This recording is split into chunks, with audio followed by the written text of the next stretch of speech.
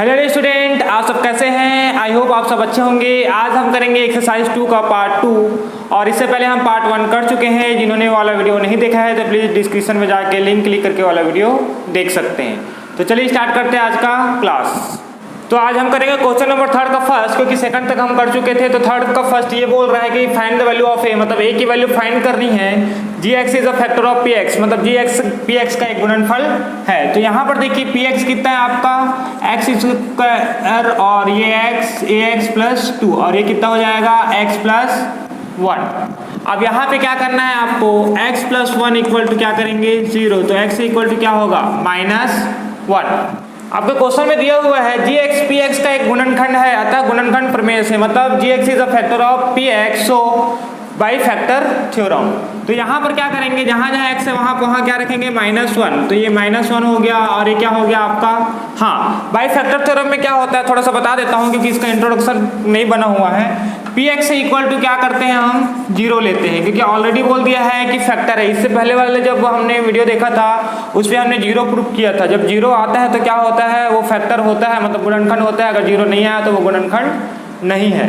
तो यहाँ पर पी एक्स इक्वल टू 0 ये कंडीशन है, ठीक है। यहाँ पे क्या है, ये कंडीशन है। तो पी एक्स की जगह क्या लिख सकते हैं, यहाँ पे ये देखिए X square plus A X plus 2 equal to क्या कर सकता हूँ मैं 0। अब जहाँ जहाँ एक्स है वहाँ क्या लिखेंगे -1।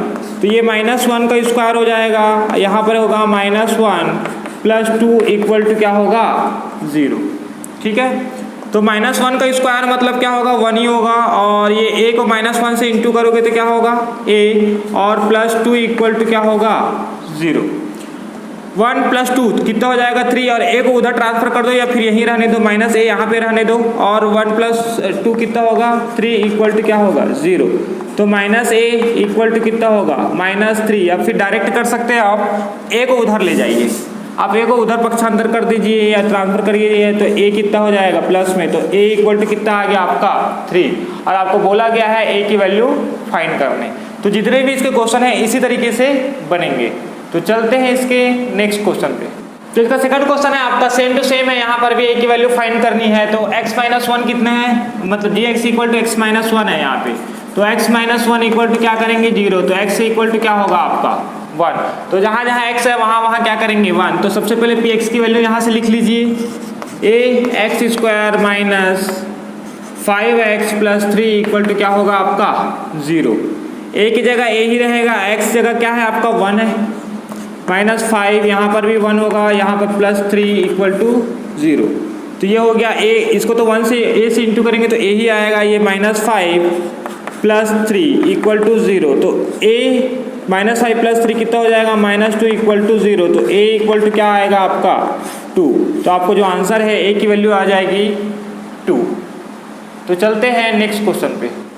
इससे भी आपकी a की वैल्यू निकालनी है। यहाँ पर देखिए जो मैं लिखा रहता हूँ ये थोड़ा सा समय बचत करने के लिए, मतलब टाइम सेविंग के लिए लिखा रहता हूँ। सॉल्यूशन मैंने पहले ही लिख दिया है ये सब, तो आपको भी पूरा स्टेप बाय स्टेप लिखना है, ठीक है ना। बार बार मेरे को क्या है बन जाता है इसको थोड़ा सा रफ करके, आपको ये नहीं बनेगा। आप डायरेक्ट यहाँ से शुरू मत कर देना, आपको यहाँ से पहले क्वेश्चन आपका रहेगा, उसके बाद आपको सॉल्यूशन यहाँ से स्टार्ट करना है। तो फिलहाल आते हैं क्वेश्चन पर। x प्लस 2 इक्वल टू क्या है आपका 0। तो x इक्वल टू क्या होगा आपका -2, मतलब जहाँ जहाँ x है वहाँ क्या रखेंगे -2। तो ये क्या हो जाएगा आपका, यहाँ पर आप x की जगह -2 रख सकते हैं, ठीक है, जैसे इस तरीके से। p-2 इक्वल टू क्या होगा 0। p-2 मतलब ये px की वैल्यू पूरा का पूरा रखना है। तो एक काम करता हूँ मैं, सबसे पहले ये रख लेता हूँ 2x square plus 6x plus a equal to 0। तो 2 यहाँ पर x की जगह क्या रखना है -2, ये स्क्वायर प्लस 6 -2 प्लस a। देखिए आप चाहे -2 यहाँ रखें या ना रखें कोई बात नहीं है, आपको यहाँ रखना पड़ेगा, ठीक है, क्योंकि इससे पहले मैंने इसको रखा नहीं था, लेकिन किसी किसी बुक में इस तरीके से दिया हुआ है, ठीक है, आप पढ़ते रहेंगे तो ये हो जाएगा आपका 2, और -2 का स्क्वायर करेंगे तो क्या होगा आपका 4, और 6 को 2 से गुणा करेंगे तो 6 दूनी 12 प्लस कितना हो गया a इक्वल टू क्या होगा 0। अब 4 दूनी 8 और -12 प्लस a इक्वल टू 0। जब इसको सॉल्व करेंगे तो ये हो जाएगा -4। 12 में से 8 को माइनस करोगे तो कितना आएगा -4 प्लस कितना हो गया a plus a equal to क्या होगा 0। ये a है ना, 9 टाइप का मत कर देना, क्योंकि लिखते लिखते कभी कभी 9 टाइप का बन जाता है। ठीक है। तो ये क्या हो जाएगा आपका a इक्वल टू क्या होगा 4, मतलब आपकी a की वैल्यू कितनी आ गई 4। तो इस तरीके से आपका a की वैल्यू हम फाइंड कर सकते हैं। तो चलिए देखते हैं इसका थर्ड क्वेश्चन। यहाँ पे gt equal to T minus 3 है और pt equal to T square plus 2at minus 2a plus 3 है। तो यहाँ पर क्या करेंगे, वहाँ x तो होता था बस, यहाँ बस फर्क ये है, वहाँ x था और यहाँ क्या है t है। तो t इक्वल टू कितना हो जाएगा यहाँ पे 3। तो यहाँ पे क्या लिखेंगे, gt is a factor of pt and by क्या बोलते हैं इसको factor theorem, by factor theorem. तो यहाँ से हो जाएगा आपका pt इक्वल टू क्या करना है आपको 0 और जहाँ जहाँ pt है उसकी वैल्यू रख देना है आपका T square plus 2at minus 2a plus 3 equal to क्या करेंगे 0। t की वैल्यू कितनी है आपकी 3, तो यहाँ पर 3 का स्क्वायर 2a, यहाँ पे भी 3 माइनस 2a और यहाँ पे प्लस 3 इक्वल टू क्या हो गया 0। तो ये हो गया आपका 9 और ये हो जाएगा आपका 6a minus 2a plus 3 equal to 0। ये देखिए ये 9 है और ये 3 है, तो टोटल हो जाएगा 12, ठीक है। और 6 में 2 माइनस करोगे तो कितना आएगा आपका प्लस 4a इक्वल टू 0। तो यहाँ से आप ट्रांसफर कर लेंगे तो 4a इक्वल टू क्या आएगा माइनस 12, उधर जाएगा तो क्या आएगा माइनस 12। तो a इक्वल टू क्या हो सकता है आपका माइनस 12 अपॉन 4 और a इक्वल टू हो जाएगा 4 तिया 12 मतलब माइनस 3। a की वैल्यू आपकी आ जाएगी माइनस 3। तो आई होप आप लोग को समझ में आया होगा। चलते हैं नेक्स्ट क्वेश्चन पे। तो यहाँ देखिए यहाँ पे आपका यहाँ पे y लिया है, पहले x लिया था फिर t, अब y लिया है तो कोई प्रॉब्लम नहीं, इसमें सीधा लिखते हैं हम y प्लस 5 इक्वल टू कितना हो जाएगा आपका 0। तो y इक्वल टू कितना होगा माइनस 5, मतलब जहाँ जहाँ y है वहाँ क्या रखेंगे माइनस 5। तो आपका पी वाई इक्वल टू क्या हो जाएगा यहाँ पे 0। तो पी वाई की वैल्यू कितनी है Y square minus 2y plus a equal to 0। तो y की जगह क्या रखना है हमको -5। तो यहाँ क्या होगा -5 का square minus 2 -5 plus a equal to 0। ये हो जाएगा 25, 5 पंचे 25 होगा यहाँ पे 5 5 25 और ये माइनस माइनस प्लस हो जाएगा 5 2 10 प्लस a इक्वल टू 0। तो यहाँ पे हो जाएगा 35 प्लस a इक्वल टू 0। तो आप इसको ट्रांसफर कर सकते हैं, पक्षांतर कर सकते हैं, a इक्वल टू -35। आपका जो आंसर आएगा वो आएगा a की वैल्यू -35। तो चलते हैं इसके नेक्स्ट क्वेश्चन पे। देखिए आपका नेक्स्ट क्वेश्चन है, जब किसी बहुपद f(x) को x स्क्वायर माइनस 9 से भाग दिया जाता है तो 3x प्लस 2 शेषफल होते हैं और ये बोला है कि x माइनस 3 से भाग दिया जाए तो क्या होगा। अब देखिए यहाँ पे मैं समझा रहा हूँ, जो गिवन है मैंने लिख दिया है यहाँ पे।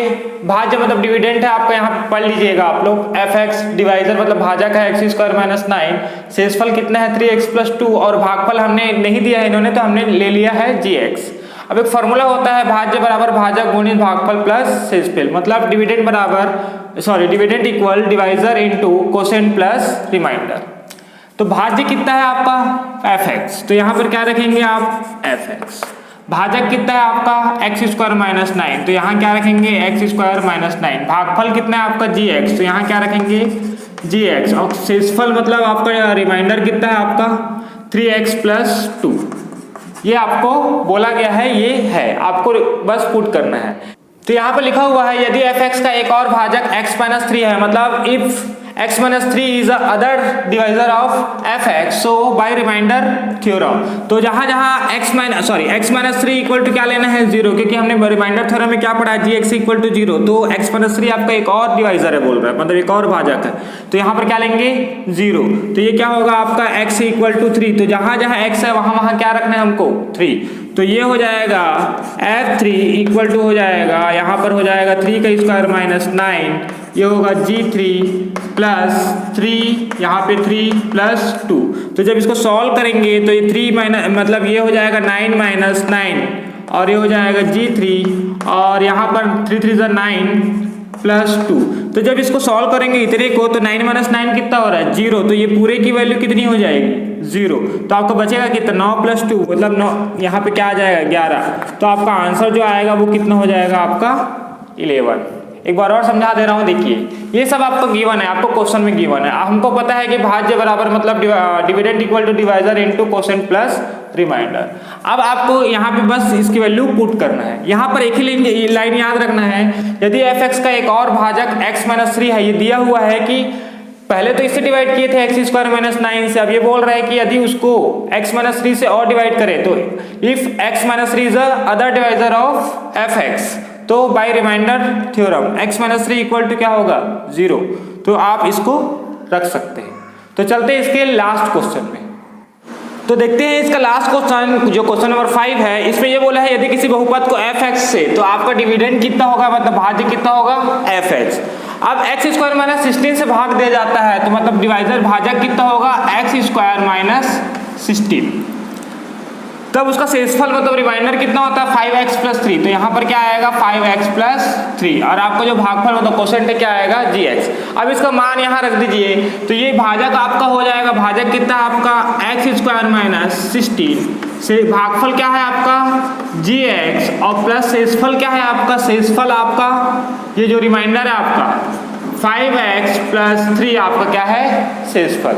अब ये बोला है वो आगे ये बोला है कि x² - 16 से डिवाइड किए तब शेषफल इतना आया था, रिमाइंडर इतना आया था। अब ये बोल रहा है कि x + 4 से अगर उसको डिवाइड किया जाए मतलब भाग दिया जाए, तो यदि f(x) का एक और भाजक x + 4 है तो, या x + 4 is another divisor of f(x), so by remainder theorem शेषफल प्रमेय से, तो हम क्या करेंगे, जो भी आपका है यहाँ पर x + 4 इक्वल टू क्या होगा 0, तो x इक्वल टू क्या होगा -4।